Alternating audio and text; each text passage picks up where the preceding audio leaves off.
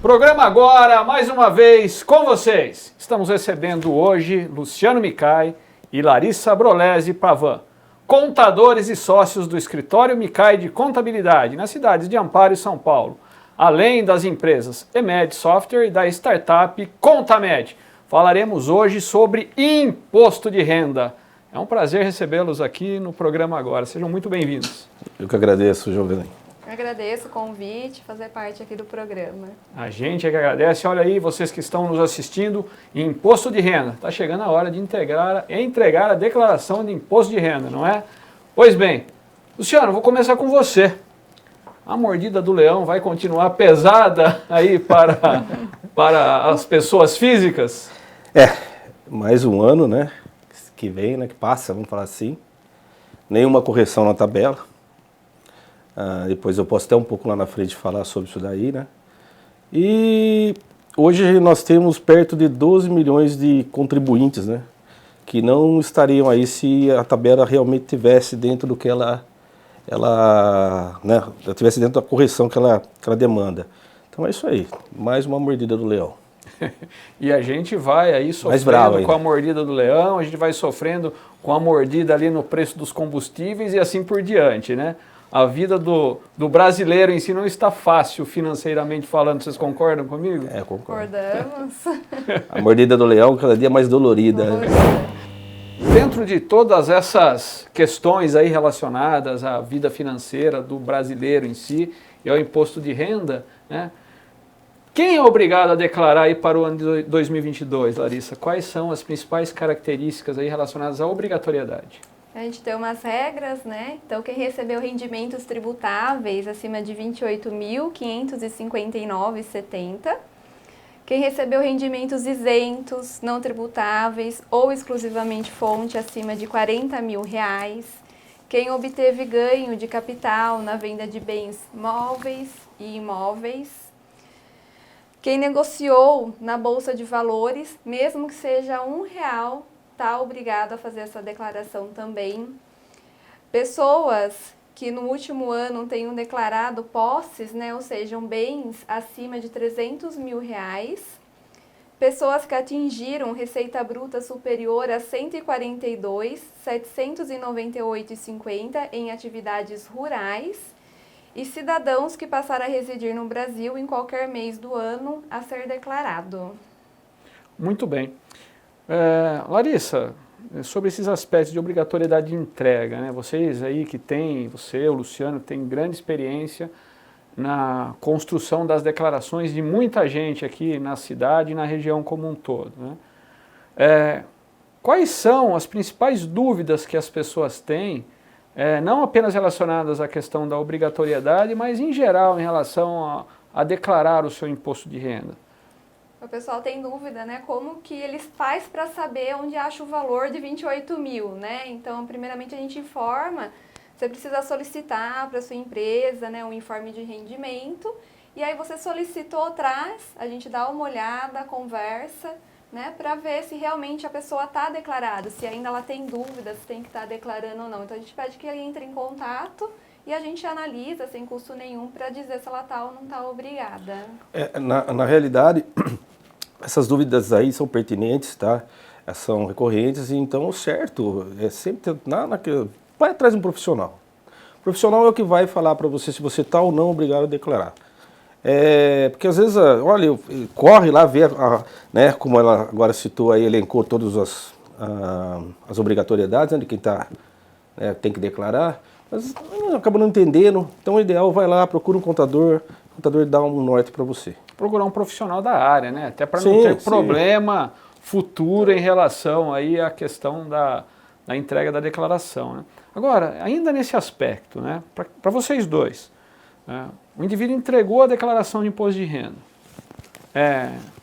e cometeu um erro no preenchimento da declaração, isso gerou a apuração de um imposto menor do que deveria gerar, né? Por quanto tempo essa pessoa física fica sujeita às intervenções da Receita Federal e quais são as implicações diretas, por exemplo, de um imposto apurado em um valor menor? Então, a pessoa, né, quando está obrigada a declarar, ela tem as informações dela dentro do site da Receita durante 5 anos. No caso de ter ocorrido algum lançamento indevido, vamos dizer assim, geralmente no próprio ano ele já vai para a malha, tá? Ele já vai para a malha e a Receita vai cobrar aquilo ali. Um exemplo, por exemplo, é a questão das despesas médicas. Mas você tem uma despesa lá que você lançou a mais, tá? Essa despesa aí a Receita, se ela não identificar, ela vai mandar para você a conta, tá?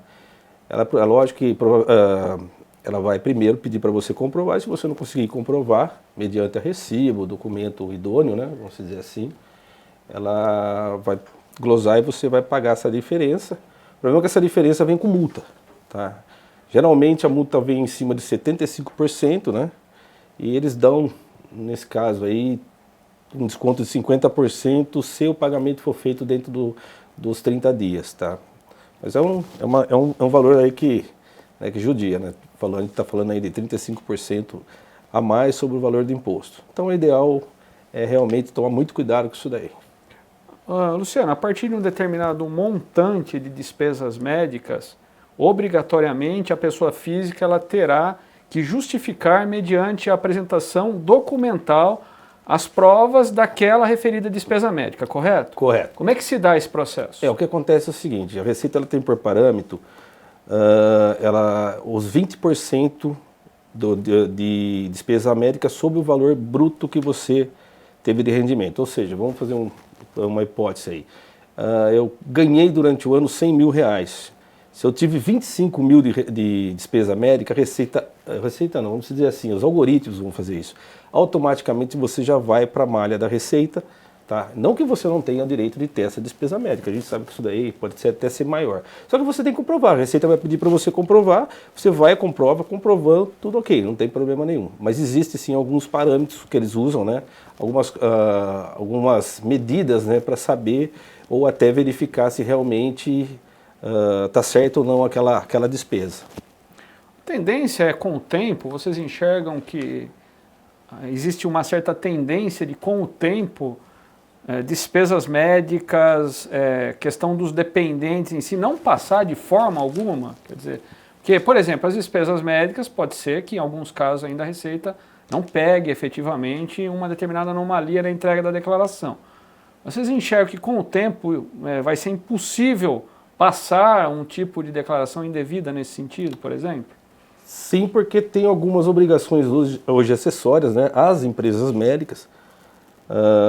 Nós temos uma declaração que chama de MED, tá, que lá é relacionado todo ano às notas fiscais que foram emitidas para as pessoas. Então, quer dizer, já é uma declaração que junto com isso daí é um instrumento, né, de fiscalização da Receita, ela vai lá, ela cruza as informações, se não tiver dentro da DIMED, automaticamente ela vai cruzar e já vai mandar a conta para você. O que acontece, Giovanni, que talvez daqui a um tempo, né, a gente não sabe como vai ser aí uma possível reforma, que você ouve falar de algumas despesas que eles querem tirar, cortar. Nessa que estava lá atrás, no ano passado, essa proposta de reforma tributária, eles já falavam em tirar a despesa com educação. Eu acredito que na parte médica isso não vai ocorrer tão já, tá? Mas é uma situação que a gente não sabe como que o governo vai lidar lá na frente, mas é preocupante nesse ponto. E a tendência, né, desses cruzamentos hoje está tudo eletrônico. Então a gente tem a nota fiscal eletrônica, né, quando a pessoa compra veículo, tem um documento fiscal eletrônico, então eles estão cada vez mais, o nível de cruzamento deles está sendo maior. E eu acredito que num momento, num futuro aí não tão longe, a nossa declaração já vai vir toda preenchida só para a gente dar um okzinho lá e enviar os documentos para a Receita Federal. Parece até que já existem alguns testes nesse sentido, né? Já temos a declaração pré-preenchida, que já vem algumas coisas preenchidas na declaração. Então a tendência é... O sistema arrecadatório tributário brasileiro... Tem algumas coisas que já viraram, só para complementar o que a Larissa está falando aí, é o caso do livro caixa. Você tem que fazer o livro caixa, você já faz ele dentro do ambiente da Receita Federal, né, do site da Receita Federal. Então, quer dizer, ele já tem essa informação lá, tá? Então, só vai exportar, né, as informações para... É apenas o tempo de se unificar, se se cruzarem as informações de uma maneira mais efetiva, que a coisa vai Isso. fluir nesse sentido. Vocês entendem que o sistema arrecadatório brasileiro, do ponto de vista tributário, ele é o mais eficiente do mundo mesmo, como se diz? Em linhas gerais, não se tratando apenas de arrecadação tributária da pessoa física, mas das empresas também. Olha, Giovanni, eu desconheço assim de alguns países, né, como que funciona. Não conheço assim, mas o sistema brasileiro é muito eficiente, tá? Tanto que falo que como, né, como que os outros ministérios, né, do governo deveria ser tão eficiente como é o da Fazenda e a Receita Federal, porque para cobrar você ela é muito rápida, tá? Então, a saúde poderia também agir assim, a educação poderia ser assim também. Em quanto tempo, desculpa até te interromper, Luciano, mas em quanto tempo hoje o indivíduo recebe uma notificação, por exemplo, para apresentar uma documentação complementar relativa à entrega da declaração de imposto de renda? Qual é o prazo médio para isso? A gente nem... O documento, na realidade, ele é até secundário, porque hoje você pode entrar lá, caiu no sistema, processou, você pode já ter ali, você pode até antecipar a malha, se você quiser. Então, mas hoje é muito rápido, então, às vezes a pessoa assusta, nossa, entreguei a declaração mês passado, já veio, então é muito eficiente a Receita Federal. É pena que realmente, volto a falar, que os outros, né, os outros órgãos do governo, né, não deveriam são tão eficientes como a Receita Federal. A Receita Federal é fantástica. Ainda sobre a questão do imposto de renda, né? Tema aqui da nossa conversa de hoje. Larissa, dependente. Como é que funciona a questão dependente? Para quem está nos assistindo nesse momento e tem dúvida de quem pode declarar como dependente, como seu dependente, como é que funciona isso na prática? Os dependentes, né, que você pode ter na sua declaração de imposto de renda são filhos, cônjuges, avós, netos, bisnetos, né, desde que tenham a guarda judicial, porque você tem que comprovar que realmente você tem a guarda da criança para poder colocar ele como seu dependente, né? De um modo geral, são esses. São esses os pontos. E as pessoas costumam cometer assim muitos erros na hora de declarar? Como é que? Sim, o que vocês veem aí na prática da coisa? A partir do momento que você coloca uma pessoa como dependente, você tem que declarar o que ela está ganhando também, né? Então, muitas pessoas informam lá o dependente e esquecem de declarar o ganho que ela teve durante o ano. Ou informa 2 vezes o dependente, às vezes informa o filho na declaração do pai e da mãe, e não pode, tem que ser só em uma declaração, ele não pode ser dependente em 2 declarações. Então, esses são os erros comuns que acontecem dentro das declarações em relação a dependentes. Uma coisa comum com o dependente é aquela pessoa que tem um enteado lá, mas ele não tem a guarda. Ah, mas eu que pago as contas dele, eu que cuido dele, eu que crio ele. Não, tem que ter uma decisão judicial para você estar lá colocando ele como dependente da tua declaração, tá? Então, é bem específica a questão, né? Então há que se tomar cuidado também a respeito disso, né? Por isso que levar informação para quem está nos assistindo nesse momento é importante, né? E é claro que depois, mais ao final desse nosso bate-papo, vocês vão poder deixar aí os contatos, né, de vocês, porque quem tiver dúvida pode acioná-los também para resolver em tempos de entrega da declaração de imposto de renda qualquer ponto específico aí da sua vida financeira pessoal, não é? Larissa, devolução do auxílio emergencial. O que tudo isso tem a ver com a questão da declaração de imposto de renda? Então, muitos aí que receberam auxílio, né? O ano passado o programa já gerava o DARF lá para fazer a devolução quem recebeu indevidamente. Agora, nesse programa novo, não vai ser mais gerado esse DARF de devolução, mas a pessoa tem que procurar, né, o Ministério da Cidadania e gerar o DARF caso ela tenha recebido indevidamente o valor. Lembrando também que a partir do momento que a pessoa recebeu esse rendimento, ela tem que somar com o rendimento, né, da empresa que ela está trabalhando. E se passar daquela regrinha dos R$ 28.559,70, né, eu somei o meu informe, tá, do Ministério lá da Cidadania que eu vou obter, vou somar com o meu informe da empresa. Passou lá dos R$ 28.559,70, eu estou obrigada a declarar. Então, ela tem que informar, né, na sua declaração esse informe de rendimento, porque ele é um rendimento tributável para a Receita Federal. Tudo bem, então as pessoas que estão nos vendo nesse momento têm que ficar atentas ao fato de que a devolução do auxílio emergencial não mais vai ser realizada, ou não será realizada no caso, mediante a declaração de imposto de renda. Tem que buscar uma outra fonte para fazer esse acerto. E, evidentemente, ela também tem que declarar, né, esse ganho, digamos assim, ou esse valor recebido na sua declaração de imposto de renda. Giovanni, uma pergunta que vai ter, poxa vida, eu vou ter que devolver, mas vou pagar imposto em cima? É a regra. A gente estava até discutindo, né, hoje de manhã, caso isso ocorra, talvez no ano que vem, porque a gente está falando do exercício 2021. Então, pode ser que para 2022 o pessoal que pagou esse valor sobre esse rendimento que ele devolveu tenha talvez algum campo para descontar do valor pago no próximo, a pagar, né, no próximo ano. Então, é uma ideia porque é meio estranho. E é até injusto também, né? Pô, se eu estou pagando, estou devolvendo, vou ter que pagar imposto em cima? Mas é pelo menos o que está na... Essa regra por enquanto. É a regra que tem hoje, que está aí para a gente cumprir. E há que se cumprir a regra, né, e depois esperar para ver o que vai acontecer com você. Eu acredito, tá? Agora, como é que o indivíduo que recebeu o auxílio emergencial, como é que ele pode ter acesso ao informe desse rendimento?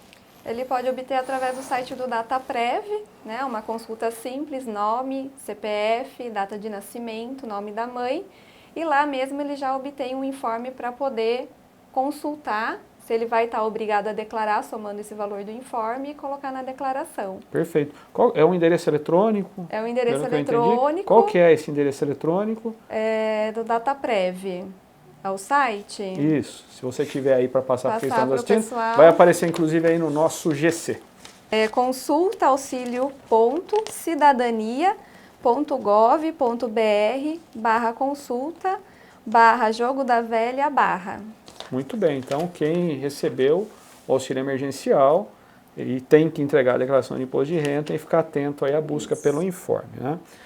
Luciano, tem um tema, todos esses temas são muito importantes, né? Mas tem um ponto dentro da declaração de imposto de renda que gera muita dúvida, muita controvérsia e às vezes as pessoas não estão muito atentas, né? Que é o ganho de capital.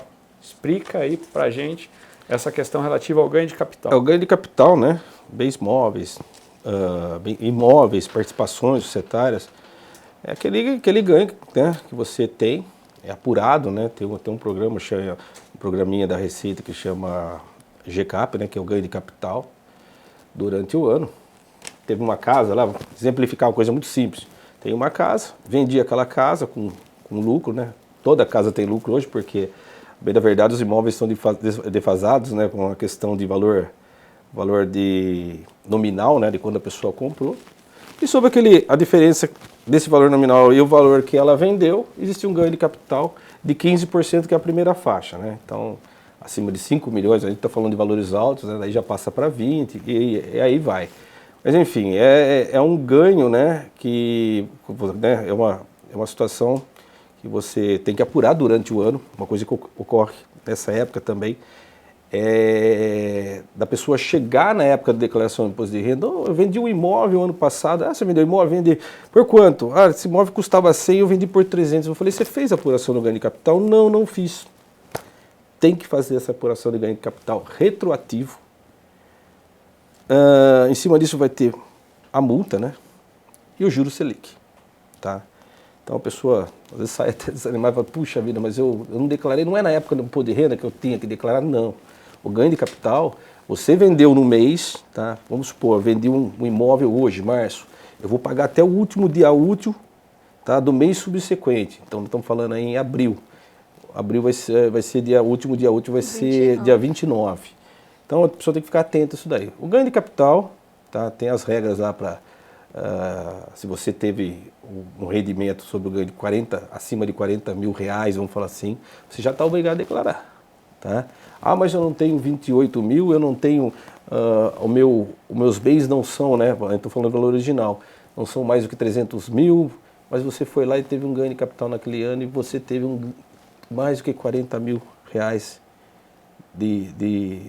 nesse ganho. Vamos falar assim, você está obrigado a declarar. Então é uma situação que pega muito o pessoal de calça curta, porque chega na época do imposto de renda, ele acha que eu vendi, eu vou poder declarar agora. Não, você tinha que ter feito lá atrás e você declara a operação aqui na frente, na data do imposto de renda, do exercício. Correto. Então, há que se ficar atento à apuração do ganho de capital. Ela tem que ser calculada imediatamente e o tributo já recolhido. Já recolhido. A regra é aquela. No mês em que eu vendo, tá, eu apuro e o recolhimento é sempre no último dia útil do mês subsequente. Tá? A lei fala bem isso. Então vocês aí que estão nos assistindo, estão com alguma dúvida, procurar o pessoal aí do Micai Contabilidade, que eles vão poder esclarecer vocês, dentre tantas outras questões relacionadas ao imposto de renda, também com relação à questão do ganho de capital.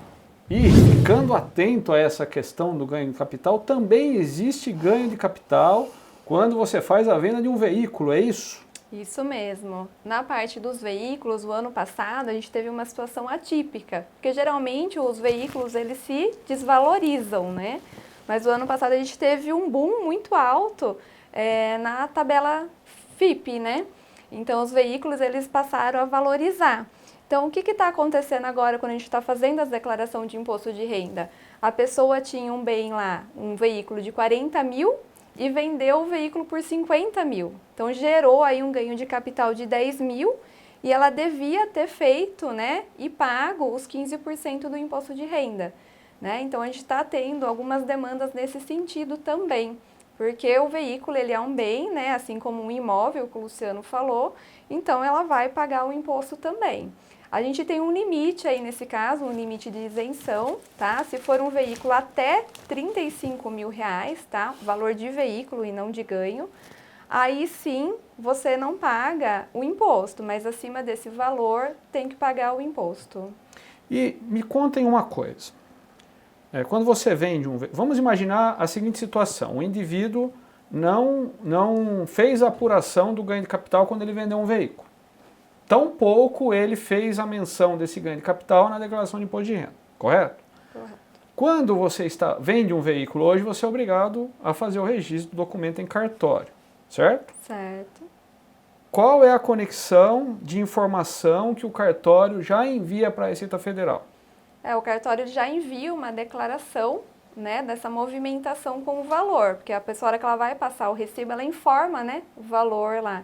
Então, isso também é enviado isso através de declarações. Isso declarações. pode ser um ponto onde a Receita Federal, cruzar, se tiver um ganho de capital considerável ou não, até a Receita Federal pode pegar. Pode cruzar as informações e ela tem 5 anos aí para fazer isso. É a eficiência da Receita Federal. É a eficiência que você estava aí falando, não é, Luciano? Isso. Então, muitas pessoas não têm a real dimensão dessas questões, né? Quer dizer, tem muita coisa hoje realmente conectada já e a tendência realmente é criar problema para o bolso do indivíduo posterior e onerar o que já é oneroso, né? Sim. Em termos de arrecadação que o indivíduo tem, né, que pagar para o governo em relação a tributo.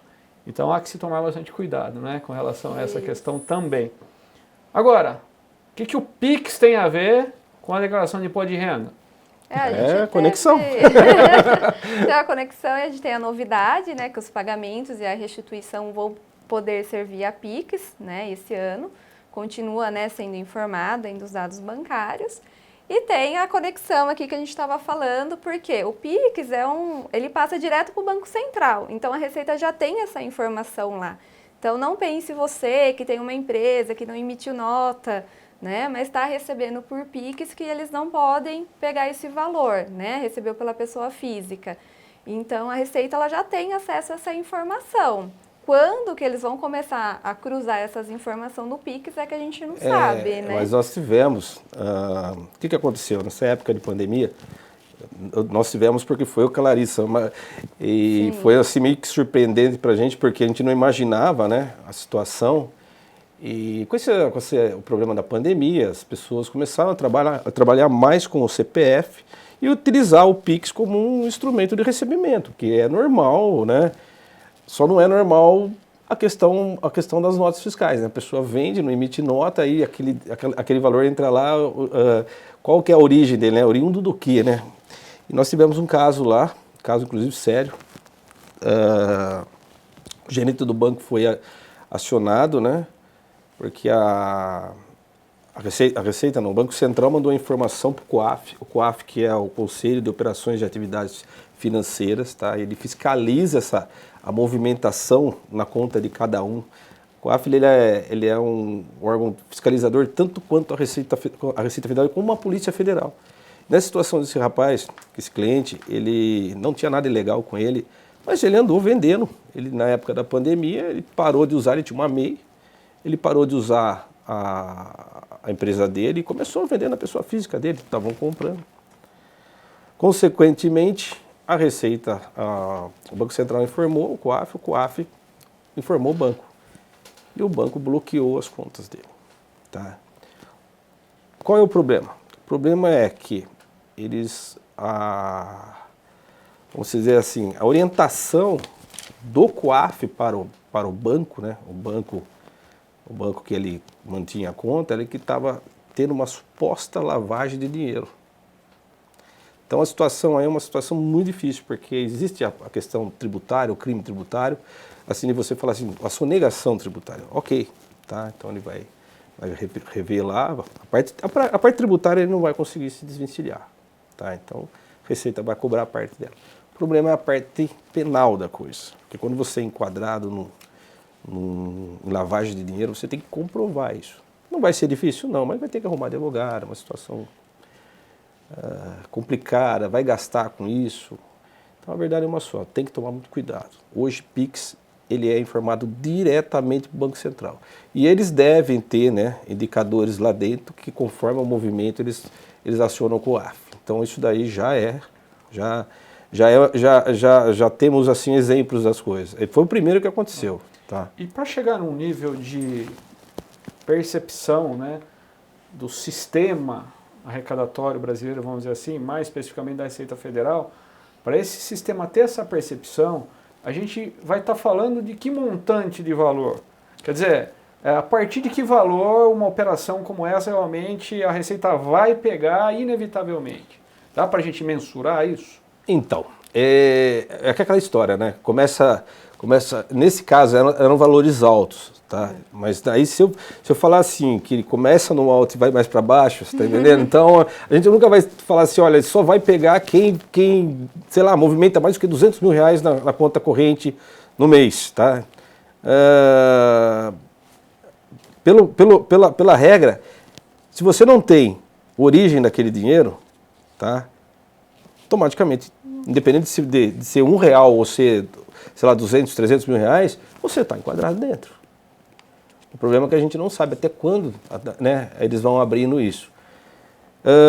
Esse foi um caso, e eu tenho um outro caso também, que também, na mesma situação, com problema. Não sei o que a pessoa me procurou, mas não deu o andamento comigo. Mas também era uma situação que ele recebia um dinheiro de fora em criptomoeda para fazer uma base. E a corretora daqui pagava ele em Pix. Então o valor era altíssimo. Então é outra situação. Mas eu não.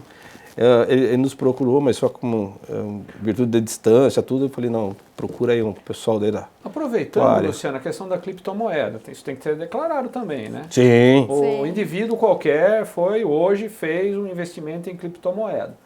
Ele tem que declarar isso. Né? Sim, como é que sem funciona? dúvida. Tem o campo criptomoeda, né? Hoje você tem o Bitcoin, tem várias moedas na realidade, né? Sim. É um ativo, você vai ter o valor dele nominal, que é o valor que você comprou ele, porque você vai ganhar sobre o quê? Sobre a venda desse ativo. Tá? O que vai bater no ganho de capital também. Exatamente. Mesma coisa. No ganho de capital. Mas ele é declarável, tá? Ele é obrigado de declaração, tá? Então... Eles têm um limite de isenção também até R$35 mil, que também daí, no caso, se atingir até 35 mil, não tem o recolhimento, ele é isento, né, e vai lá no campo de rendimentos não tributáveis. Passou desse valor, passa a ser tributado também.